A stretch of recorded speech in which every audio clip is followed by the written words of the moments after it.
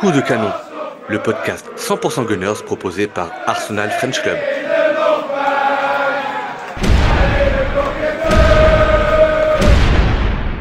Salut à tous et bienvenue dans Coup de canon, un nouvel épisode aujourd'hui où on va débriefer de la rencontre qui opposait Arsenal face à Nottingham Forest.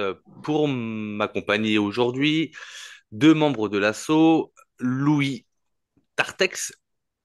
Alors je vais pas dire le jeune parce qu'on m'a repris comme quoi je t'embêtais trop, Louis, donc je vais dire le nouveau. Et Bastien de la team podcast. Bonjour messieurs. Salut Raoul, salut à tous. Salut Raoul, bonjour tout le monde. Alors messieurs, fin de la trêve internationale, Arsenal retrouvait le chemin de la Première Ligue et retrouvait le chemin de l'Emirates et recevait aujourd'hui Nottingham Forest. Le Nottingham Forest qui était un petit peu l'équipe surprise de la saison dernière, mais qui a perdu durant la trêve son entraîneur suite à des problèmes relationnels avec Edu et son président. Et puis c'est notre ami Postecoglou, l'ancien entraîneur de Tottenham qui avait été limogé à l'intersaison, qui revenait à l'Emirates. Et puis finalement, il change d'équipe. Mais le résultat au final est le même, défaite pour les siens face à Arsenal. Messieurs, on va pas rentrer dans la compo tout de suite. Je vais reprendre les bonnes habitudes et vous demander quel sera votre instant passion durant cet épisode. Et puis on va commencer par Louis. Allez. Avec cette victoire, il y a beaucoup de choses à dire, beaucoup de choses à mettre en avant. Moi, pour faire quelque chose d'assez large, pour faire le tour de tous les joueurs, je vais dire les recrues au rendez-vous. Yo. Ça c'est très bien. Bastien? Je vais faire le râleur de service, mais moi, ça sera pas forcément mon passion, mais on va parler d'autres gardes. Allez. Eh ben, on va en parler assez rapidement. La compo, messieurs, on avait reproché suffisamment à Arteta la saison dernière de ne pas faire tourner. Certains disaient qu'il n'avait pas le choix. Cette saison, on peut dire qu'il en est tout autrement, même avec la liste des blessés qui, on va pas dire, elle est pas super longue, mais il y a quand même des cadres qui sont blessés ou sur le retour, notamment Saka et Saliba. Et Arteta avait décidé d'aligner aujourd'hui le 11 suivant avec David Raya dans les buts, une défense à 4 avec Timber, Mosquera, Gabriel et Calafiori, milieu de terrain avec Zubimendi, Ødegaard et, je vais pas dire la surprise, mais la rotation du jour, Merino en lieu et place de Declan Rice. Et devant, une ligne d'attaque titulaire 100% j'allais dire néo-Gunners, avec Eze à gauche, Madueke à droite et Guillaume Quérez dans l'axe. Avant de vous laisser la parole, messieurs, peut-être souligner que dans ce 11 de départ, 50% des joueurs de champ étaient des recrues, à savoir Mosquera, Zubimendi, et donc je le disais juste avant, la ligne d'attaque avec Madueke, Gyökeres et Eze. La question, elle est traditionnelle, messieurs. Vous avez... Quelle a été votre impression à la découverte de ce 11 de départ? Et on va changer, on va commencer par Bastien. Si on reprend dans le sens du gardien jusqu'à l'attaque, on va dire que derrière, il n'y avait pas forcément de surprise. C'était une rotation et puis il n'y avait pas forcément de surprise. Comme tu l'as dit, Raoul, moi, la surprise, c'était plutôt au niveau de la rotation Merino-Rice. Alors, le pourquoi du comment, je pense qu'on l'aura jamais, mais ça a été une petite découverte. On s'est peut-être dit que dans la trêve internationale, il a mis triplé Merino, donc il a peut-être voulu voir et profiter de cet élan-là, Arteta, on sait pas. Et puis moi, j'avais surtout hâte de voir ce que ça allait donner Eze en fait plutôt sur un côté. Parce que pour moi, c'est plutôt un faux neuf. Enfin, en tout cas, à Crystal Palace, il avait ce rôle-là, donc j'avais vraiment hâte de le voir sur un côté. Voilà. Mais sinon, pas de grande surprise. Ok. Louis? Ouais, bah, Bastien a tout dit, hein, pas de surprise, étant donné on a déjà pas mal de blessures, donc la présence de Mosquera est tout à fait logique en défense, que ce soit aussi aisé, ailier gauche, je trouve ça bien qu'il ait sa première titu aujourd'hui à la place de Martinelli. En effet, Merino, c'était un peu surprenant à l'annonce de la compo. Après, c'est vrai que Rice méritait aussi ce repos, il a beaucoup joué avec l'Angleterre, donc je pense que avant la LDC, c'était bien aussi de le faire souffler, lui enlever un peu cette pression qui peut-être il avait au début, depuis le début de la saison. Donc, pas de surprise et plutôt excité avant le match. Ouais, Declan Rice qui, durant la trêve internationale, a disputé donc 2 rencontres avec les Sue Lions, mais il les a pas disputées intégralement puisque le match face à Andorre, il joue, j'allais dire à peine 70 minutes et il est buteur sur cette rencontre-là. Et face à la Serbie, il joue un peu plus de 80 minutes, 81 exactement, pour 2 passes décisives, pendant que en parallèle, Merino, effectivement, ça a fait le tour de l'Europe, mettait un triplé avec l'Espagne. Après, effectivement, je pense que ceux qui étaient surpris de voir Declan Rice sur le banc devait l'être aussi par rapport à ce que l'on a connu les dernières saisons où il y avait très peu de turnover de la part pardon, d'Arteta. Une fois qu'on a dit ça, je veux dire mettre Declan Rice en prévision des gros matchs qui arrivent, à savoir la Ligue des Champions cette semaine face à Bilbao, puis le choc et le déplacement face à City. Alors quand je parle de choc, je parle pas forcément de la forme actuelle des joueurs, mais en tout cas l'histoire récente de la Première Ligue fait que Manchester City Arsenal reste un choc. Euh, ça peut sembler logique. Alors après, on peut se poser la question pourquoi il n'en a pas fait euh, également la même rotation avec un Calafiori MLS par exemple. Après, on va pas refaire non plus à chaque fois l'histoire. Ou alors pourquoi il a pas fait un White Timber. Bon, White revient de blessure, donc ça se comprend un peu plus. Mais en tout cas, voilà, il y a de la rotation. Alors, est-ce que Declan Rice avait également une légère gêne depuis son retour avec l'équipe d'Angleterre? On ne sait pas. Mais voilà, en tout cas, le 11 était posé là. Et puis,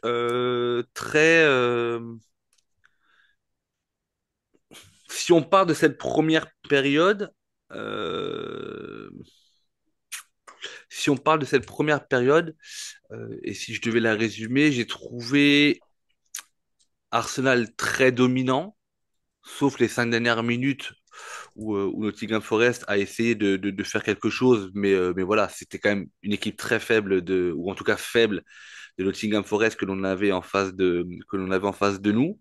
Euh, donc une équipe dominante, score à la mi-temps 1-0. Euh, mais moi j'ai trouvé une équipe d'Arsenal. Alors, j'espère que je vais pas, que les gens vont me comprendre ou qu'ils vont au moins me laisser d'aller au bout de l'argument. En manque d'ambition. C'est-à-dire que j'ai retrouvé pas mal de phases de jeu où euh, on avait un dynamiteur à droite avec Madueke. On perd très rapidement Ødegaard sur blessure, de nouveau l'épaule qui le dérangeait. Il est donc sorti pour la même blessure que face à Leeds. Mais on a de nouveau essayé de le temporiser. Je trouvais qu'on manquait d'ambition, et puis ça s'est ressenti un petit peu dans l'atmosphère du stade. J'ai trouvé un Emirates très calme. Euh, alors peut-être que c'était les consignes du coach, mais voilà, une première période en demi-teinte, très honnêtement. Je le disais à Jonathan en message privé, j'ai même failli m'endormir, donc je suis vite allé me faire un café Parce que ouais, il me manquait quelque chose, mais au moins on aura eu le plaisir de voir un but extraordinaire de la part de Zubimendi. Mais avant de revenir dans tous ces faits marquants, euh, on va peut-être parler de la blessure de Garde qui intervient rapidement. Puis Bastien, du coup, tu voulais parler de lui, donc vu qu'il n'a pas beaucoup joué, je pense qu'il faut qu'on le place maintenant, puisque à la 18e minute de jeu, il se blesse à peu près au quart d'heure de jeu. Il essaye de nouveau, un peu comme contre Leeds.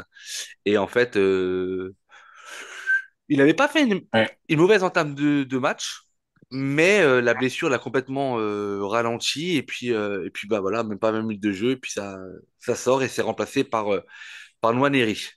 Du coup, Bastien, voilà, tu as ton instant passion, ton dossier Eudegaard, et puis peut-être un, un rapide point de vue sur cette première mi-temps avant de discuter avec vous des différents faits marquants.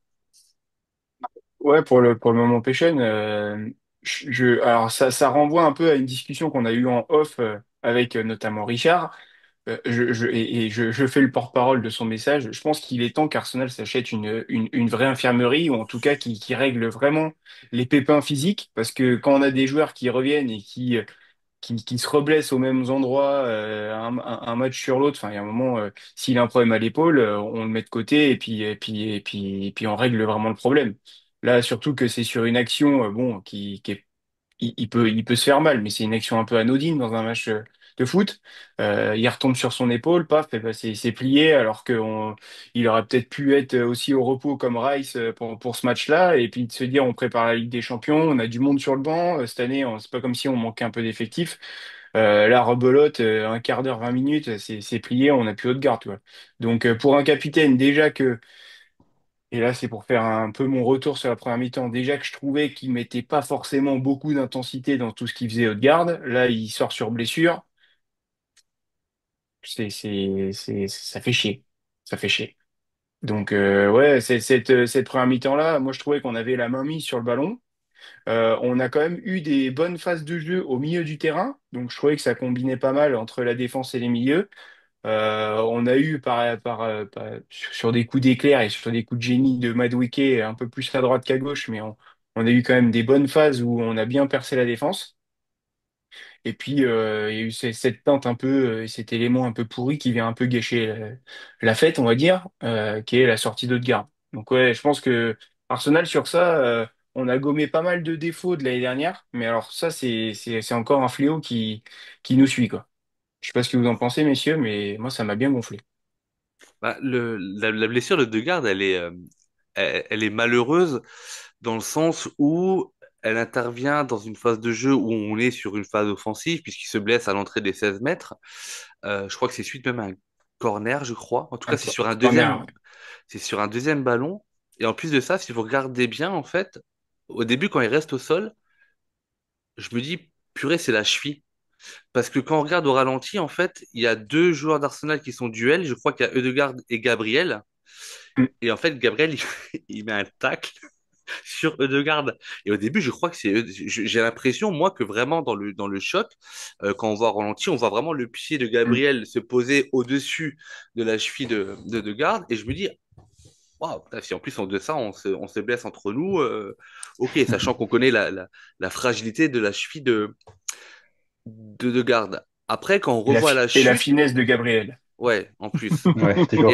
Mais après, quand on revoit la chute, alors on voit qu'il tombe mal, mais en fait, ce qui est assez frappant, c'est que pour un joueur qui vient de se blesser, puisque c'était à peine il y a un mois à l'épaule, en fait, à aucun moment donné, je trouve qu'il anticipe sa chute, tu vois, ou qu'il protège son épaule et tombe Mm. un petit peu vulgairement parlant. Alors, excuse-moi, c'est des enfants, mettez-leur les mains sur les oreilles, mais un peu comme une merde. Et en fait, je vais pas dire qu'il se blesse tout seul, mais c'est vraiment un concours de circonstances très malheureux. Mm. Le concours est malheureux ou les circonstances sont malheureuses, vous mettez dans le sens que vous voulez. Mais ouais, et c'est vrai que c'est dommage. Et puis, rebelote vraiment comme contre Leeds, c'est-à-dire que il sent une douleur à l'épaule, le physio arrive, on regarde, il essaye, ça dure pas très longtemps et il ressort. Donc, encore une fois, on est, je pense, sur un problème ou une gêne musculaire parce que je pense pas que quand tu le vois courir, quand tu te pètes la clavicule, de toute façon, ton bras, tu le bouges absolument plus, hein. Donc là, il y a pas de, je pense pas qu'on en soit là au niveau de la blessure et je vais avoir le même discours que quand j'ai eu face à Leeds, mais j'ai vraiment l'impression que c'est un problème musculaire. Après, l'épaule, on le sait, c'est un élément du corps qui est très douloureuse. Vous avez notamment justement cette clavicule-là qui, même quand elle n'est pas fracturée, peut être très douloureuse en cas de choc. Après, Degarde, c'est pas le joueur le plus physique que l'on a dans l'effectif, mais il y a peut-être quelque chose à faire là-dessus, à travailler. Ou alors, on sait qu'il s'entend très bien avec Kai Havertz. Kai Havertz est devenu une machine de guerre physiquement à l'intersaison. Il faut peut-être qu'il lui prête ces éléments de fonte, mais oui, mais après, c'est effectivement pour la suite du championnat. Alors après, je pense vraiment pas que ça sera une blessure longue, à moins qu'on nous annonce dans 3 jours que Martin Odegaard doit être opéré pour que ça aille mieux. J'espère pas. Mais c'est assez problématique parce qu'encore une fois, ça vient d'une occasion assez anodine. Louis, ton... je veux dire, si tu as une réponse à donner par rapport à ce que Bastien a dit, et puis peut-être par rapport à l'entame de match de garde, euh, qui n'aura pas joué très longtemps, mais qui était de nouveau de retour en tant que meneur de jeu, est-ce que son début de match t'a plu, par exemple? Alors, plus pas trop parce qu'il n'a pas non plus mis énormément d'intensité dans le jeu. Après, j'ai pas remarqué de particularité ou de défaut.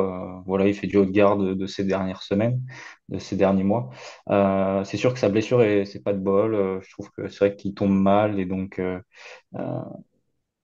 on regrette finalement que ça lui retombe dessus, hein. Il y a aussi ce facteur chance qui rentre en compte. Maintenant, c'est sûr que les joueurs doivent se préparer physiquement face à ce type de choc, surtout en Angleterre. Euh, voilà, on voit que les contacts sont rudes et j'ai trouvé aussi du coup l'entrée de Nwaneri, et je pense qu'on va embrayer derrière sur le reste de la première mi-temps, mais finalement rassurante aussi à ce niveau-là, aussi bien sur le jeu et que sur l'impact physique qu'il a pu mettre dans les premières minutes. Voilà, donc pas de bol pour Rodiard, mais content d'avoir Nwaneri en backup. Déjà, rassurant, l'entrée de Nwaneri, si je peux rebondir sur ce que tu dis, Louis, c'est qu'elle est rassurante dans le sens où j'allais dire presque naturellement et très tôt dans le match, puisqu'on est à la 18e minute de jeu. Et sur ce match-là, Arteta considère que le backup de garde devient Nwaneri. Parce que on aurait très bien pu, et il n'y a aucune, comment dirais-je, perversité dans ce que je vais dire, mais on aurait pu très bien imaginer Arteta faire, par exemple, rentrer Declan Rice en milieu de terrain et laisser Merino prendre le poste de garde comme on l'avait vu face à Liverpool, si je me trompe pas. Je Ouais, crois c'est qu'au ça. Liverpool, on commence avec ce milieu à 3. Donc déjà, la bonne nouvelle, c'est de dire, OK, donc là, Jan Nwaneri, il va avoir minimum 75-80 minutes de jeu dans les pattes et il est considéré comme étant enfin, j'allais dire, le backup de Degarde. Après, on voit tout de suite la différence aussi entre le jeu de Nwaneri et le jeu de Degarde.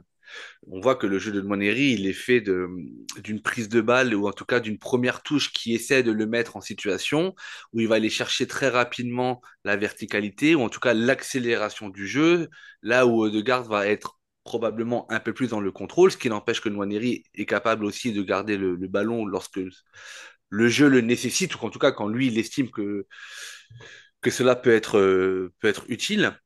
Mais néanmoins, même avec, on va dire, 25 minutes jouées avec Nwaneri en meneur de jeu, je reviens sur ce que j'ai dit, j'ai trouvé un Arsenal assez frileux et encore une fois en manque d'ambition dans le jeu. C'est peut-être un terme que je vais utiliser peut-être souvent cette année, j'en sais rien, j'espère pas. Par contre, finalement, la première mi-temps, elle est, j'allais dire, On a la main mise, on a la main mise sur le jeu. ouais, elle est maîtrisée, puis C'est, finalement, il y a deux étincelles des étincelles, pas forcément, mais en tout cas, il y a deux faits marquants où vraiment deux joueurs ou deux. deux choses qui ressortent de cette première mi-temps, c'est l'ultra domination sur son côté droit de Madueke, mais qui va être une ultra domination d'ailleurs sur toute la rencontre. Une percussion extraordinaire, alors avec un vis-à-vis qui a eu du mal, puisque je crois que c'est un défenseur central de métier, mais en tout cas, il l'a mangé tout au long du match, et notamment sur cette première période. Il y a eu l'éclat Zubimendi sur un nouveau corner. Alors, encore une fois, il faut regarder les stats. Mais est-ce que, vu que c'est sur un deuxième ballon suite à un corner, est-ce que ce but va être considéré comme étant un but marqué sur coup de pied arrêté ou pas? Alors, on n'est que sur de la stat et on s'en fout un petit peu, mais ça serait intéressant de voir comment il va être catégorisé. Euh, et la frappe, elle est pure, même si elle est légèrement déviée. Ça fait plaisir de voir des frappes comme ça. Mais par contre, moi, sur cette première période, il y a un truc, et je vous l'ai écrit, donc encore une fois, hein, je n'invente rien, je vous l'ai écrit sur le moment, c'est notre incapacité à faire jouer Gyökeres. Sur cette première période, j'avais l'impression de revoir le match face à Liverpool, où en fait, euh, Gyökeres essaye de s'adapter à un jeu qu'on lui demanderait, ou je sais pas, ou un jeu d'équipe, mais c'est pas du tout son jeu, quoi. Et notamment, je crois que c'est la première balle de Gyökeres, il revient chercher le ballon, c'est au tout début du match, c'est Gabriel qui a le ballon à hauteur des 20 mètres, et Gyökeres vient chercher le ballon vers Gabriel. Gabriel lui fait une passe de merde. Gyökeres, il est presque pris à contre-pied. Et là, je me dis, mais en fait, si on demande vraiment à Gyökeres de descendre, chercher le ballon pour essayer de créer quelque chose, je comprends pas l'intérêt, encore une fois, et je l'ai déjà dit face à Liverpool, l'intérêt d'avoir recruté un joueur comme Gyökeres. Et la deuxième mi-temps, en tout cas la première minute de la deuxième mi-temps me donnera raison, puisque sur le but que l'on met, on y reviendra un peu plus tard, on met un but à la Gyökeres, et c'est ce qu'on lui demande de faire. Et si on arrive à percuter là-dessus et à comprendre, laissons faire nos ailiers, laissons faire les autres et demandons juste à Gyökeres de la mettre au fond. Moi, s'il me met 15 ou 20 buts comme ça à la fin de la saison, je dis bravo parce qu'on aura tout compris, on aura utilisé Gyökeres pour ce C'est qu'il est exactement capable ce de que faire, quoi. Voilà, c'est c'est. exactement ce que j'allais te dire, Raoul. Moi, c'est est-ce qu'il faut vraiment jouer avec lui avant les 30 derniers mètres? Non, il faut le mettre en situation. Alors après, je... Alors c'est pas trop Arteta, mais en fait, si son rôle c'est de mettre des buts, bon bah laissez-le, on laisse au point de pénalty, j'ai envie de dire, hein, grossièrement. Et puis on lui met des passes comme celle que, parce qu'on en parlera, mais son but avec Gutiérrez, il y a du boulot qui est fait avant. Hmm. Bon bah laissons faire le boulot avant, et lui on le pose juste devant le but, un peu à la Haaland, hein, des fois. Et puis il pousse juste le ballon au fond des filets, voilà. Mais il y a des fois, tu vois, ça fait quelques matchs depuis qu'il nous a rejoint. Au final, c'est ce que je me dis devant ma télé. C'est est-ce que c'est un joueur vraiment qui doit préparer une situation de but ou un but? Mais je suis de moins en moins sûr, tu vois. C'est laissons faire les génies qu'il y a derrière lui. Et puis lui, on le positionne devant le Alors, but et les puis on le génies, laisse en mode tueur, quoi. on n'a pas que des Ah, les génies, génies. mais oui, mais en tout cas, laissons faire les 10 autres hommes de champ. Hmm. Mais juste pour, avant de laisser la parole à Louis, tu m'excuseras, Louis, mais juste un petit truc. Quand tu dis, on lui demande juste de pousser le ballon au fond des filets, juste pour info, le but qu'il met en deuxième période me fait quand même penser énormément à l'occasion de Saka en Ligue des Champions pour le 2-2 au match retour. Saka qui est droitier. Non, il est gaucher. Ouais, tu me diras, donc il était sur son Hmm, mauvais pied. ouais. Mais il y a plus d'attaquant qui n'a pas mis ce genre de but-là, hein. Donc Hmm. voilà, c'est pas juste, mais en tout cas, c'est être au bon moment, au bon endroit. Et c'est ce que l'on demandera tout au long de la saison à Gyökeres. Après, par contre, je suis entièrement d'accord de voir Gyökeres redescendre dans notre partie de terrain, aucun intérêt. Par contre, à un moment donné, de voir Gyökeres décrocher pour faire ce fameux jeu sans ballon et qui va laisser de l'espace à un ailier qui va pouvoir rentrer ou un milieu de terrain offensif qui va pouvoir, lui, aller chercher la verticalité et la profondeur, moi, ça me dérange absolument pas. Mais demander Hmm. à Gyökeres de venir à nos 40 mètres ou à nos 35 mètres demander un ballon, perso, je vois pas l'intérêt. Voilà, donc c'était un petit peu, je vais pas dire mon coup de gueule de la première période, mais de façon générale, Gyökeres, il va falloir vraiment qu'on apprenne à jouer avec lui et pour lui, parce qu'on l'a recruté pour être notre buteur, et que pour le moment, alors il est à 3 buts, je crois, Hmm. si je me trompe pas, il fait le doublé Ouais. contre Leeds et met d'ailleurs 3 buts à la maison. 3 buts marqués, 3 buts à domicile. Mais voilà, il va falloir qu'on le mette vraiment bien en confiance. Et sur le genre de ballon que Eze lui met, c'est parfaitement ce qu'il faut. Louis, pardon, la parole est à toi. Ouais, bah, je vais rebondir un peu sur Gyökeres parce que j'aimerais aussi apporter un peu de nuance sur ce que vous avez dit, même si je suis tout à fait d'accord, on l'utilise très mal et ses qualités, c'est plutôt dans la surface adverse que dans notre camp. Après, j'ai bien aimé, même s'il y a eu que deux, trois fois, il a essayé quelques remises directes en pivot, enfin En appui. en décrochant, ouais, en En appui, appui, c'est ouais. ça. Et une fois pour Merino, une fois pour Eze, et une deuxième fois pour Eze, proche de la surface, qui avait failli faire une belle occasion. Donc voilà, c'est intéressant de voir qu'au bout de 3 matchs, il essaye ce type de mouvement, et je pense qu'avec des ailiers qui percutent dans la profondeur, ça peut être intéressant. Donc, je pense qu'il a ses qualités techniques aussi à développer.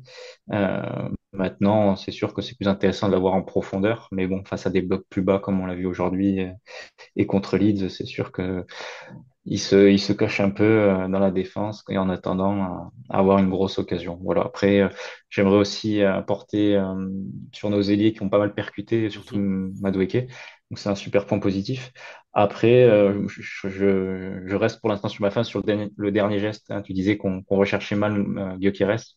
Bah, c'est parce que les débordements et les centres pour l'instant sont assez aléatoires et en dehors du centre des sur le but.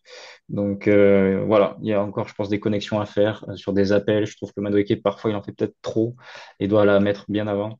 Donc voilà, trouver un juste milieu entre percuter, déborder et centrer.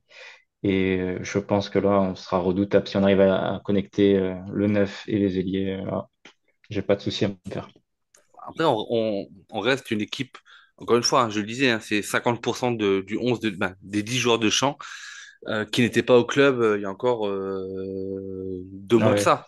Donc, on est sur une montée en puissance, mais il y a déjà des choses qui sont super intéressantes, et notamment le match de Madueke qui ne l'aura échappé à personne, parce que je crois que c'est même toi, Louis, qui dit en rigolant, Saka a du souci à se faire. Et je te réponds sur le Discord, euh, tu es pour moi, tu es plus proche de la vérité que de l'humour, parce que sur un match comme ça, si on regarde les années précédentes, encore une fois, de toute façon, les absents ont toujours tort et on ne sait pas ce qu'aurait donné Saka à la place de Madueke sur une rencontre comme ça. Donc on va pas écrire on va pas, on va pas supposer. Mais moi, je me pose clairement la question.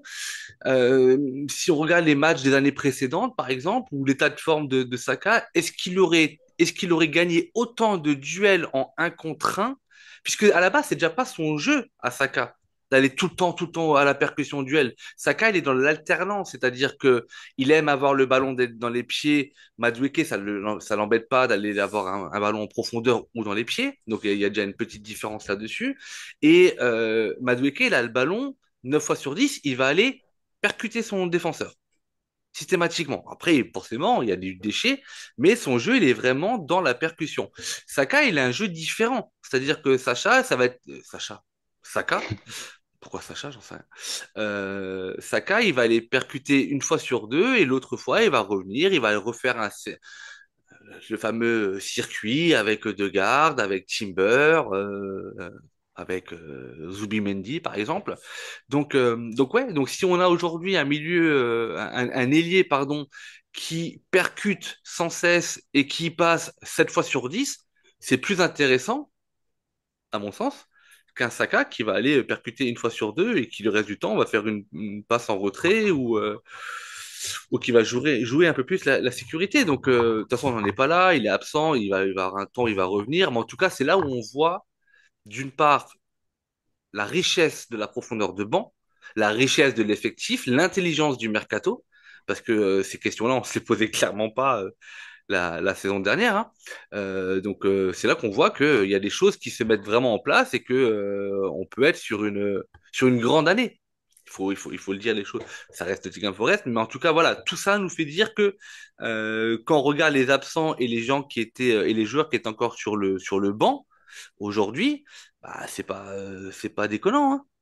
Si on prend le banc de touche au coup d'envoi, on avait Nwaneri, bon, qui rentre rapidement, Rice, Lewis Kelly, Martinelli, Trossard, bon, on avait Kepa forcément, White et Nkapie. Ça, c'était le banc de touche d'aujourd'hui, hein. En absent, on avait quoi? On avait Saka, on avait Saliba, on avait Nordgaard, Ouais, Havertz. Havertz, Gabriel Et Jesus. Jesus, mais bon. Ouais, bah lui, c'est un peu plus long, mais voilà, donc c'est quand même très intéressant et très excitant pour la suite. Le but, messieurs, parce que je pense que on va y venir, le but, coup de pied arrêté, corner, qui revient à l'entrée des 16 mètres. Zubimendi se couche parfaitement, volée du pied droit. C'est légèrement dévié par, je crois, la tête ou le corps d'un joueur de Nottingham Forest et ça fait but, ça fait 1-0. Voilà, encore une fois, quand on tente, ah, la réussite vient aussi parce que tu vas la chercher. Est-ce que cette frappe-là, l'année dernière, les joueurs que l'on avait dans l'effectif, ou si on prend maintenant Eudegaard, est-ce que Eudegaard, il n'est pas plus sur le contrôle, la recherche d'écarter le jeu? Voilà, il faut aller prendre de temps en temps, ça fait du bien, et ça, je crois que c'est l'autre Louis qui le disait. C'est rafraîchissant de voir des joueurs qui essaient de se mettre de façon générale dans le match en position de frappe. On l'a vu notamment beaucoup avec Eze, qui est revenu pas mal sur son pied droit et qui essaie de frapper. Les balles ont été contrées. Mais voilà, on cherche aussi cette position de frappe et pas forcément que la petite passe à 10 ou en mode handball, tu vas aller faire passer la balle de gauche à droite, puis de droite à gauche pour sortir sur Raya et pour revenir. En tout cas, ça fait 1-0 à la mi-temps. Euh, Au retour sur le terrain, deuxième mi-temps, pas de changement. On s'attendait pas forcément à avoir des changements d'ailleurs. Et puis, ben, il fallait pas rater le coup d'envoi de cette deuxième période, puisque coup d'envoi qu'on a donné d'ailleurs. Et je pense que les joueurs de Nottingham Forest, à mon avis, n'ont pas touché le ballon avant le but, ou en tout cas très peu, puisqu'en fait, ça part d'une relance je crois que c'est une balle longue de Ça, la furie. Calafiori qui lance parfaitement et Eze qui centre du pied gauche pour Gyökeres et Gyökeres plat du pied droit, bim bam boum, ça fait but. Et ça fait du bien aussi d'avoir ce but, ce break, parce que encore une fois, on sait qu'on est capable de tout, du meilleur comme du pire, et puis on se dit que Nottingham Forest va pas forcément rester tout au long de la rencontre dans un état de végétation comme on a pu le voir en première période. Euh, donc voilà, c'est cool. Gyökeres marque, Eze première passe D du coup, et ça nous donne de l'air pour cette deuxième période. Et puis pour entrevoir de façon assez calme la victoire. Et puis Euh, ce qui est rigolo quand même, Raoul, là-dessus, c'est que pour une équipe où Arteta impose quand même le jeu de possession, en 5 touches, on a réussi à gagner quasiment 60 mètres et mettre un pion. Donc, tu vois, chercher la verticalité et avoir un jeu rapide vers ah, l'avant, et ben du coup, cette année, on va pouvoir, tu Ah vois, ouais, mais peut-être. alors par contre l'année dernière, c'était pas les recrues qui nous empêchaient de le faire, hein, je trouvais, hein. C'était juste Non, qu'on non, avait, à mon oui. avis, on avait un schéma et un plan de jeu où la recherche de la profondeur, hormis sur les dégagements longs de Raya, c'était pas forcément une de nos priorités. Mais encore une fois, quand tu as des attaquants rapides comme Eze, comme Martinelli, comme Saka, comme Madueke, tu dois pouvoir aller chercher ce genre de ballon. Et franchement, c'est pas plus déplaisant à voir jouer que de voir une phase de jeu à 50 passes et 63 touches où au final, ça donne rien, tu vois. Tout à fait. Et puis, tu vois, un truc comme ça, tu sens aussi que Gyökeres, il les sent les coups comme ça. Tu les sens. Tu vois que bah, le centre en 1 touche de Eze, bon bah elle est galette quand même. Le centre il est quand même mis dans la bonne zone et Ouais. Gyökeres il l'a senti ça. Donc tu sens qu'il y a quand même. Enfin, tu te dis que le jour où tout ça s'est rodé, ça peut faire mal. Ah non, mais Ça peut faire mal. moi, là-dessus, par contre, j'en suis persuadé. Et donc, ça, c'était à la 46e, je crois.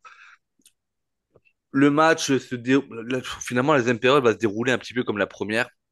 On n'aura qu'une frayeur, c'est cette fameuse barre transversale sur laquelle on va revenir, puisque Raya, il fait le geste qu'il faut, mais le- l'origine du danger, elle est assez incroyable. Gyökeres en confiance, on arrive à l'heure de jeu. À un moment donné, il est sur le côté droit, sur son pied droit, et puis là, encore une fois, il fait du Gyökeres. Il baisse la tête, frappe très très lourde. Matsels était, semble-t-il, pour moi, battu et il est finalement sauvé par son poteau.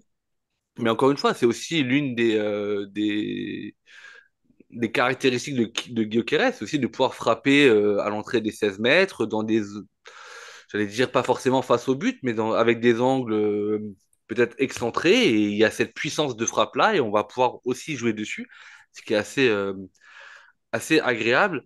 On va arriver très rapidement. Alors, je sais plus, je crois que c'est après les changements, l'arrêt de Raya. Mais quasiment 70e, on a la deuxième phase de changement avec les entrées en jeu de Rice et de Lewis Kelly pour les sorties de Calafiori et de Gyökeres avec un petit ajustement tactique puisque c'est Merino qui va terminer le match en attaquant de pointe finalement. Mm. Lewis Kelly, pardon. Nwaneri va garder son poste de milieu offensif et puis Rice va rentrer en 8. La sortie de Calafiori, juste peut-être pour parler de lui, encore un bon match de Calafiori aujourd'hui. Par contre, moi, ce qui m'a un petit peu dérangé, euh, ou déplu, je sais pas, et c'est pas contre le joueur que je le dis, je trouve juste que sur ce match-là, la position axiale de Calafiori que l'on a beaucoup vue, je trouve qu'elle n'a rien apporté dans ce match-là. Et c'est là où, je le répète depuis maintenant 2 ans, que l'on joue, voire même 3 ans, que l'on joue comme ça avec un fameux latéral gauche très axial, c'est qu'en fait, de le faire systématiquement, ça ne sert à rien si. Et sur ce match-là, en fait, je trouvais que ça ramenait de la densité dans le milieu. Mais par contre, on voyait souvent que dans des phases de transition, Nwaneri recherchait toujours ce point d'appui sur le côté gauche qu'on n'avait plus, puisque Mm. Calafiori était rentré. C'est un avis très personnel et je vais vous demander ce que vous en pensez. Mais ouais, j'ai pas été fan de la partie où Calafiori, pardon, rentrait dans l'axe. Par contre, dès qu'il était sur son côté gauche, en termes d'engagement, en termes de débordement, il a de nouveau ramené un nombre assez important de centres. Défensivement, il n'a pas été beaucoup mis en danger, sauf sur l'action qui amènera la transversale. Donc encore une très belle performance de Calafiori, mais ouais, moi j'ai pas forcément aimé sa position axiale. Et messieurs, ben, vous en avez pensé quoi du match de Calafiori? Oui, pour le match de Calafiori, moi j'aimerais dire que en effet sa position axiale n'a pas forcément été très utile et ses débordements au contraire apportent toujours autant d'impact, d'intensité, de rythme. Donc ça c'est vraiment bien. Et au final, j'aurais presque aimé voir qu'avec Eze, ils alternent. Ils inversent plutôt leur position. Je trouvais qu'Eze, en première mi-temps, on l'avait pas trop vu. En deuxième, pas beaucoup plus, même s'il est décisif. Et qu'au final, ça aurait été pas mal que Calafiori déborde et reste presque en ailier gauche. Et Eze redescende beaucoup plus en 8. Et ça aurait permis aussi qu'un Merino se projette plus. Et donc d'avoir un système plus fluide et chacun, on va dire, à son bon poste et là où il est bon. Donc voilà, je pense il y a encore des ajustements à faire et qu'il faut aussi que Arteta se détache un peu de ses schémas traditionnels. Et voilà pour le cas Calafiori. Ouais, moi je compléterais aussi en disant que, alors, au-delà de sortir de ces schémas, je pense que Calafiori, il serait bien qu'ils alternent un peu de temps en temps entre s'intercaler dans le milieu et ne pas s'intercaler dans le milieu. Et justement, comme tu dis, Louis, proposer une solution un petit peu en mode latéral espagnol, entre guillemets. Euh, je trouvais qu'aujourd'hui, en fait, avec un milieu de terrain comme Merino, Zubimendi et Nwaneri, je trouvais que le volume de jeu qu'il proposait au milieu de terrain, il était en fait assez conséquent et il y avait pas trop de coordination avec justement cette insertion de Calafiori. Je trouvais que les trois au milieu de terrain, au final, ils avaient un tel volume de jeu que, ils se trouvaient bien, on arrivait à faire la différence, on arrivait à combiner au milieu de terrain, il n'y avait pas de quoi justifier un apport supplémentaire au milieu de terrain pour remettre de la densité et remettre de la différence et passer par le milieu de terrain pour justement créer les décalages. Je pense qu'il y a des fois où ouais, il aurait pu se positionner en tant que latéral un petit peu bah, long de ligne, avec un aisé, pourquoi pas, comme tu dis, Louis, qui vient s'intercaler à l'intérieur. Mais non, après, ouais, j'ai pas forcément senti que ça. Je, je, je trouve pas que ça ait porté ses fruits aujourd'hui, comme tu le dis, Raoul. Il y avait assez de complémentarité dans les milieux pour créer la différence. Donc oui, Calafiori, aujourd'hui, bien défensivement, mais au niveau apport offensif, pas forcément comme d'habitude à créer des différences.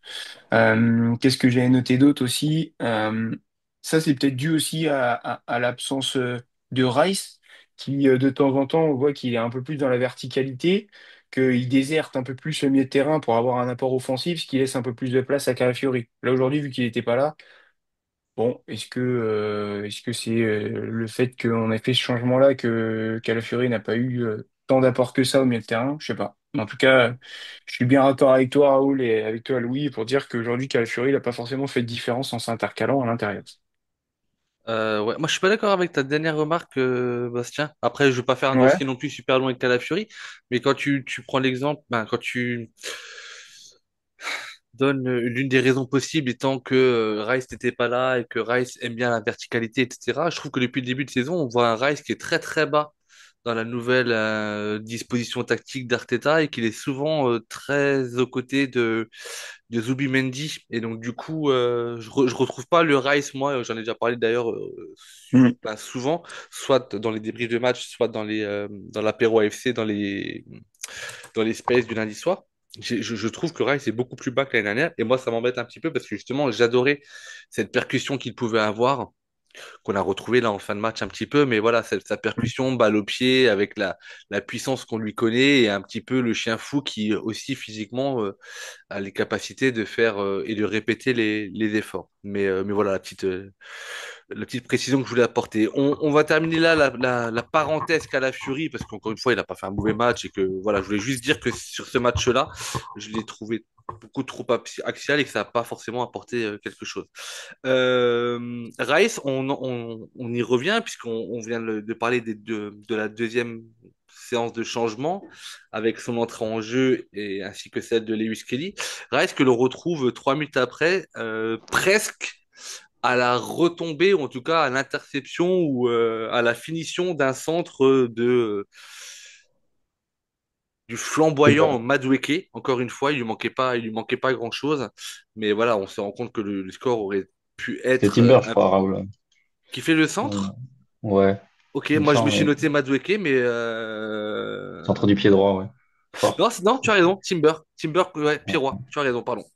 Qu'est-ce qu'on a d'autre à se mettre sous la dent? Alors si, 78e minute de jeu, voilà. Le résultat n'était pas encore assuré, mais on s'est dit on va faire souffler nos ailiers et donc Eze et Madueke laissent leur place à Trossard et à Martinelli, qui je pense, ce que l'on voit là, c'est ce que l'on va voir au mieux tout au long de la saison, c'est-à-dire que l'un ou l'autre, je pense rarement les deux, vont avoir des petits bouts de match comme ça quand le match sera plié, mais malgré la passe D de Trossard un petit peu juste après pour son premier ballon d'ailleurs, j'ai pas l'impression qu'on va vraiment beaucoup les voir. Donc du coup, je disais Eze remplacé par Trossard, Madueke remplacé par Martinelli, et dans la foulée de ce changement, une minute après, le centre de Trossard, pardon, encore lui et encore lui qui on retrouve ben, Martin Zubimendi qui vient de façon assez surprenante marquer de la tête. Alors encore une fois la tête qui a été effleurée, touchée, déviée par la tête du défenseur qui donne un petit peu une trajectoire un peu bizarre pour le gardien je pense. Mais en tout cas on voit au ralenti que la détente de Zubimendi pas mal. Pas mal, Mm. pas mal, pas mal. Et ce qu'il va Ah, faire donc ah, 3-0, et puis avant de vous laisser la parole, pour revenir là-dessus, c'est que ça sera le score définitif. On prend qu'un seul carton jaune. Pas de blessure à part celle Garde à signaler une belle préparation pour le match de cette semaine face à Bilbao. Mais messieurs, cette fin de match, ou les entrées des uns des autres, vous en avez pensé quoi? Sachant que Bah, Louis, c'est peut-être le moment de faire le focus sur ton instant passion, puisqu'on était sur la partie les recrues au rendez-vous. Donc là, je crois que à la fin du match, finalement, il restait que Zubimendi sur le terrain. Ouais. Donc du coup, peut-être te laisser la parole sur cet instant passion. Ouais, du coup, revenir, c'est vrai, comme tu l'as dit au tout début, on a eu cinq recrues alignées aujourd'hui dans le 11. Donc pour les renommer rapidement, Mosquera, Zubimendi, Madueke, Eze et Gyökeres. Donc toute l'attaque a été aussi remodelée. Donc j'ai beaucoup aimé le match de toutes les recrues. Je vais revenir rapidement sur chacun, mais bon, bah déjà, Gyökeres a marqué un but et c'est ce qu'on attend de lui. Donc, tant qu'il marque, je pense que la performance est bonne. Même si après, dans le jeu, évidemment, il y a encore des difficultés à connecter, on l'a déjà dit. Madueke, pour moi, fait partie des meilleurs joueurs du 11. Donc, voilà, il a fait 4 dribbles réussis sur 7 tentés. Tout le temps, il met le chaos dans la défense, que ce soit le premier défenseur, là, le central gaucher ou Williams en deuxième mi-temps. Donc un match super, voilà, il faudra ajuster le dernier geste, mais pour l'instant, ça fait plaisir à voir. Eze qui a été aussi décisif sur ses petits coups de génie, que ce soit dans sa capacité technique à éliminer ou dans sa prise de profondeur. Essayer de se montrer un peu plus aussi, mais rien à dire pour sa première, c'est quand même super. Et Zubimendi et Mosquera, qui pour moi font partie des meilleurs joueurs sur la pelouse aussi. Zubimendi, je trouve qu'il fait vraiment la différence dans la création du jeu, dans notre capacité à garder le ballon, à orienter, à jouer aussi avec beaucoup de verticalité. C'est un super joueur qu'on apprécie vraiment avoir au milieu de terrain. Il nous fait presque oublier Partey ou Jorginho. Et enfin Mosquera qui bon, il n'y a pas eu beaucoup d'assauts adverses, mais qui a fait un match très propre et dans la continuité de celui de Liverpool. Donc très content de toutes les recrues. Et sur les remplaçants, non, personne n'est rentré. Donc de nouveau, a priori Trossard, non, a priori non.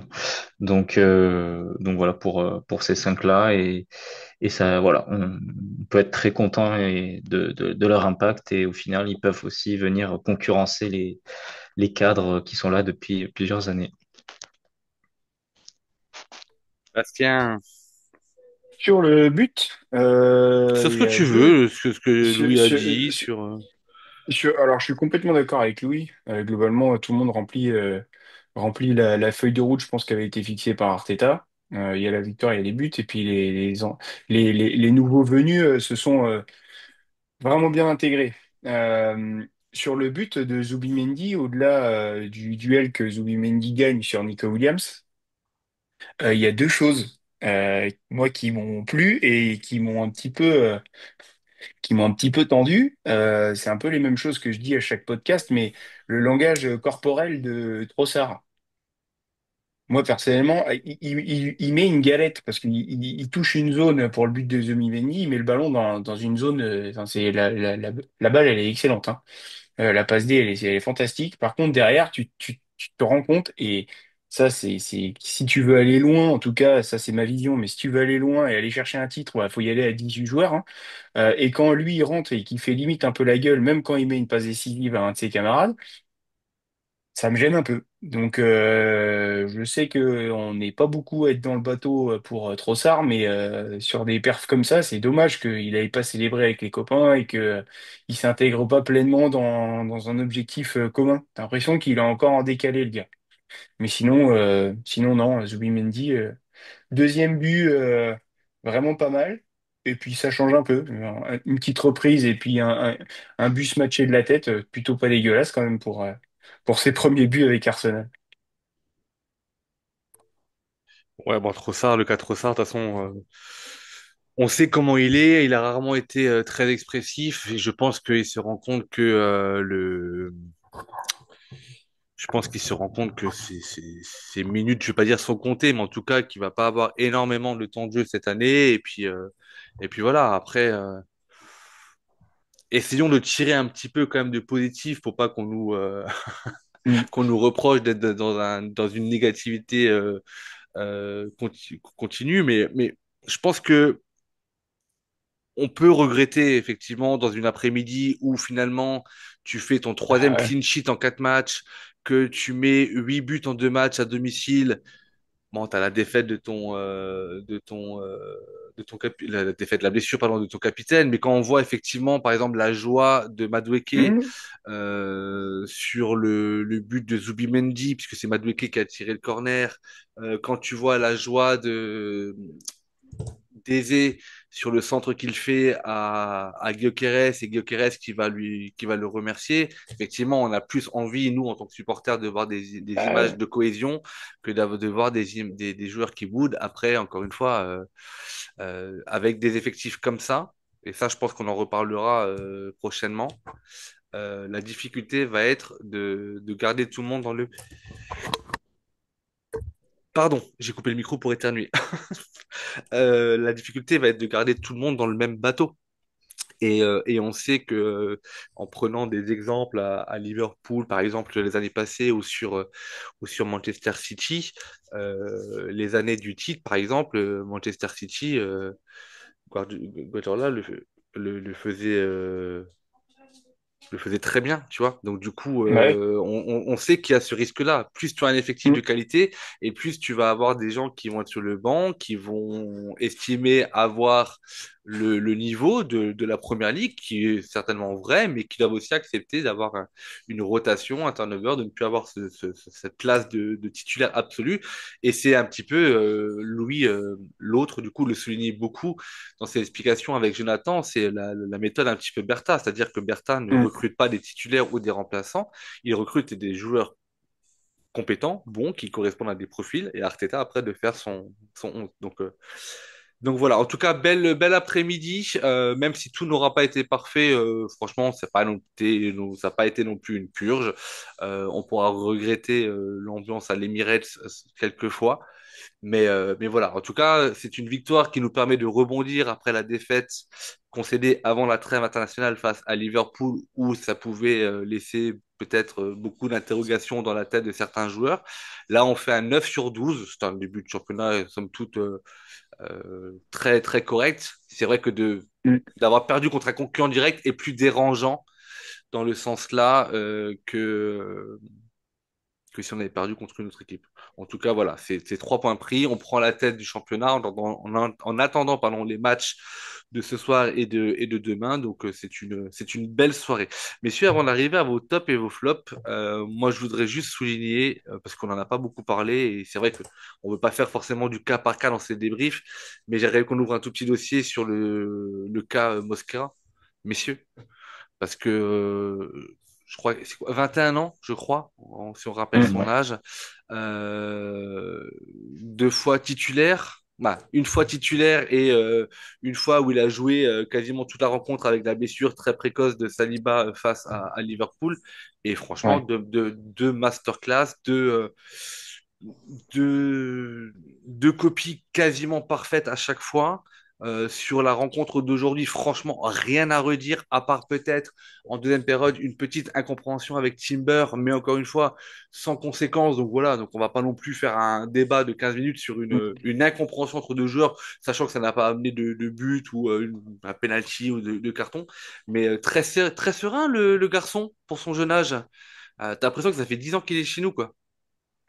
Parachuté contre Liverpool, et il rentre en cours de match. Tu rentres en défense centrale. En face de toi, t'avais quand même une belle équipe de Liverpool, hein, on va pas se mentir. Et puis ouais, copie quasi parfaite. Et là aujourd'hui, bah, de la sérénité. Moi, ce que j'aime bien, c'est ça, c'est sa sérénité, sa justesse. C'est pas forcément. Je pense que c'est niveau visuel, c'est pas celui où tu te dis il va aller à la guerre à tous les matchs, etc. Mais si, au final, mais il le fait avec finesse, je trouve. Donc non, non, je suis assez d'accord avec toi, Raoul. Plutôt une très très bonne pioche. Louis, un petit mot sur un petit mot sur la rencontre sur de Mosquera? Ouais, avec plaisir. Moi, j'aime beaucoup Mosquera, un petit chouchou en défense. Bastien a dit l'essentiel. J'aimerais rajouter juste que je trouve qu'il a finalement un profil assez similaire à Saliba, toujours propre dans ses interventions, il anticipe. Et en plus de cela, il a cette capacité à casser les lignes par la passe, comme Gabriel. Donc, c'est un bon mélange des deux au final. Non, match vraiment plaisant à voir, rassuré. Le mec, il est déjà bien rodé, même face à la pression du pressing, deux fois le Mm. mot pressé, mais il est à l'aise, il n'y a pas d'erreur particulière à noter. Donc, franchement, qui continue comme ça en attendant le retour de Saliba, voilà, on pourra intégrer une rotation régulière entre les défenseurs, il n'y aura pas de soucis à ce niveau-là. Et donc, ouais, très bon match de Mosquera, encore une fois, et content pour lui, ouais. Ouais, top. Oui, Et puis Bastien? il a quand même le même profil enfin, le même profil. Pas totalement, ils sont pas non plus, c'est pas des clones, mais ils ont quand même globalement le même profil, je trouve, dans le sens où ils ont les mêmes aptitudes, ils vont se placer pareil. Au niveau athlétique, ils se ressemblent quand même. Donc je trouve que le jour où il y a une rotation, et on l'a vu là ces deux derniers matchs, on passe pas du tout au tout et on n'est pas obligé de se réadapter derrière. Donc ça laisse une continuité, je trouve. C'est ça qui est plutôt pas mal. On passe pas d'un jeune de 21 ans à un vieux briscard de 35 ans qui a pas forcément la même lecture de jeu, les mêmes capacités physiques et athlétiques. Là, on est plutôt sur le même profil et ouais, c'est plutôt pas mal, c'est plutôt intéressant, ça laisse de la continuité et puis c'est bien adapté avec Timber. Donc même si on a noté un petit couac, mais comme dans tous les matchs, il y en a. Mais c'est plutôt pas mal. Plutôt pas mal. Et rappelez qu'il a coûté à peine 15 millions, je crois. Donc, Mhm. enfin, Ouais, la bonne l'investissement pioche de pour Bertha, ouais, l'instant, effectivement, ouais, il fait ouais, partie des, rien à dire. il fait partie de ces recrutements dits intelligents. Je crois qu'on arrive presque à 20 millions avec les bonus de mémoire, mais ouais, super, super intéressant en tout cas. Messieurs, il est l'heure d'arriver un petit peu à vos flops et à vos tops. Si vous en avez, bien entendu, au maximum de 3. Et voilà. Alors, les flops, qui commence et qui en a? Vas-y, Louis. La patate chaude. Après, si vous voulez, je Bah, peux pas commencer, facile. moi, hein. Bon, je peux commencer, hein. De toute façon, il n'y a pas grand monde qui a été en dessous. Je vais dire Odegaard pour sa blessure quand même, même si c'est pas directement lui que Le mec, il est dans j'incrimine. les flops parce qu'il s'est blessé l'épaule. Non, mais Ouais, mais ça, c'est un non, mais flop. tu sais, c'est vachement bien parce que du coup, tu te dis qu'en fait, il y a pas un, voire trois joueurs qui sont dans ta liste naturellement, tu vois. Donc, genre, si tu Ouais, dois trouver des flops, tu vas chercher vraiment, tu vois, ouais, genre ouais, le gazon qui était 1 centimètre trop long. Non, mais c'est c'est, ça, voilà, mal ça. coupé. Lui, Ok, le donc ton de on Martine. va dire plus la blessure de Degarde alors que Degarde lui-même. Ouais, Voilà. ouais. Oui, la blessure, parce que je pense qu'il y a peut-être un travail de renfort à faire à Ouais. l'épaule, un peu de développé militaire fera pas de mal. Mais sinon, pour le reste, pas de. Voilà, tout le monde a été bon, même les remplaçants n'ont pas fait une mauvaise copie, donc juste cette blessure. Marche.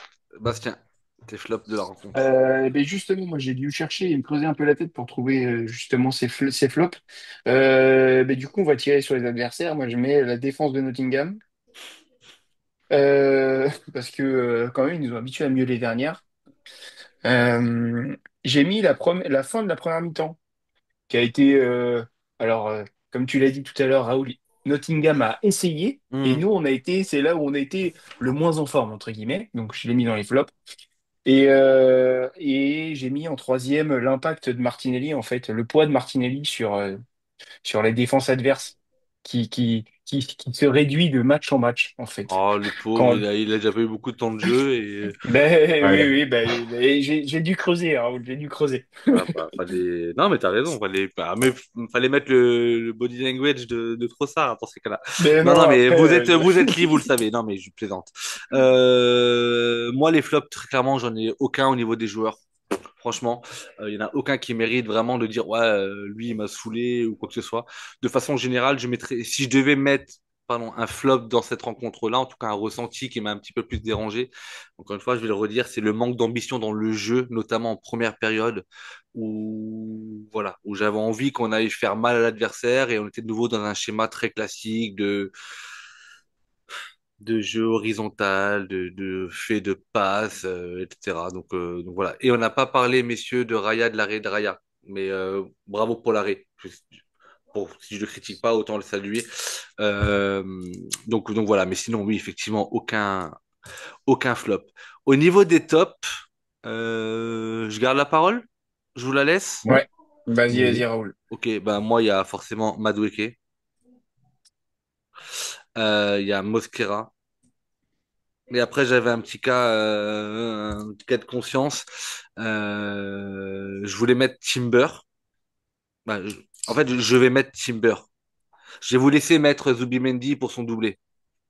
C'est son premier doublé de sa carrière. Mais en fait, je préfère mettre Timber parce que Madueke, Mosquera, Timber, sur toute la rencontre, je les ai trouvés vraiment très très bons. Il n'y a vraiment pas grand-chose à se mettre à leur reprocher.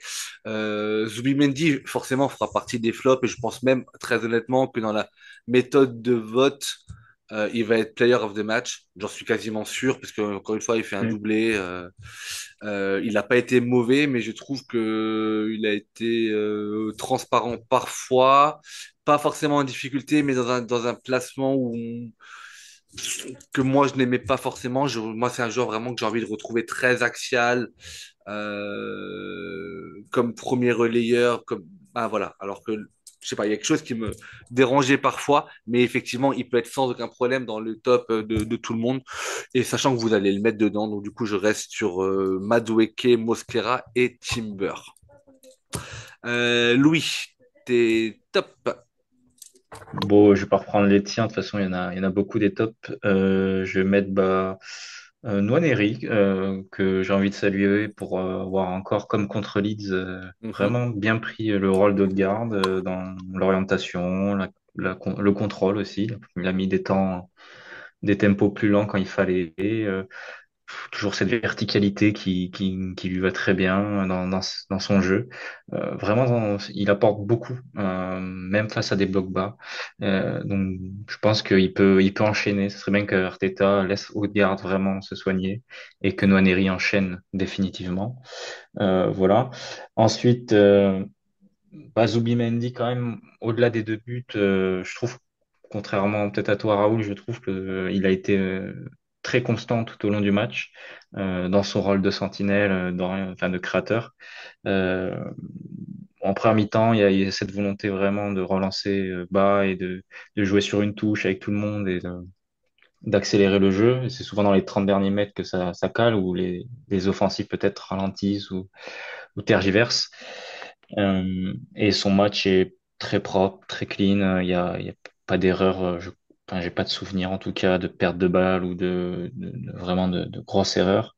Et puis ces deux buts, que dire, hein. Le premier, c'est parfait. Il y a l'instinct, l'instinct du buteur et le deuxième pareil. Donc on a eu Merino et maintenant on a Zubimendi pour marquer des buts.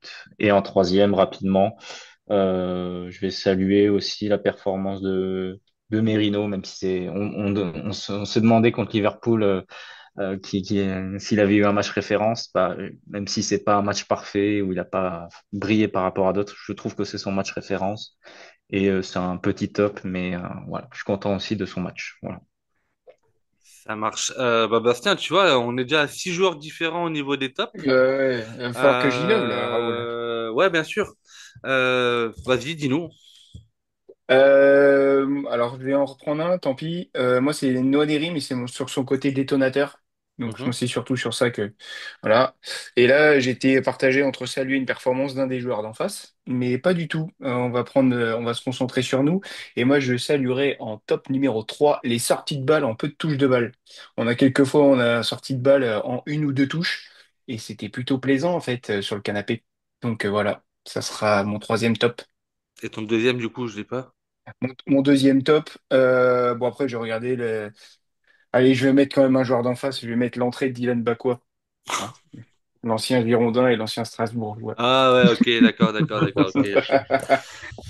Euh, Messieurs, merci pour ces précisions. Le programme d'Arsenal la semaine prochaine, il y a deux rendez-vous. Ça commence dès mardi à 18h45, un horaire un petit peu inhabituel pour la Ligue des Champions, pardon. Il y en aura deux durant cette phase de mini-championnat. Donc 18h45 face à l'Atlético Bilbao. Rendez-vous à l'Emirates avant le fameux déplacement dimanche soir à 17h, dimanche fin d'après-midi à 17h30, où Arsenal se déplacera à City. Donc une grosse semaine pour nos Gunners, une grosse semaine pour la rédaction avec les avant-matchs, les focus, les ci, les ça, une grosse semaine pour la team podcast et de façon générale et sans trahir aucun secret, une grosse semaine pour l'assaut.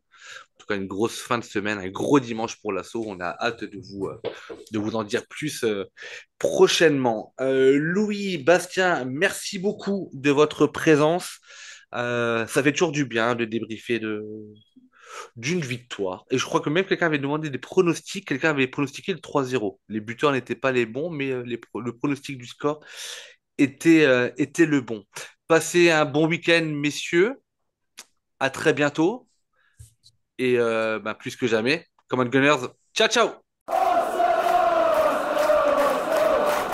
Just would like to finish by one simple word. I will miss you. Thank you all for being such an important part of my life, and hope to see you soon. Well done. Bye bye.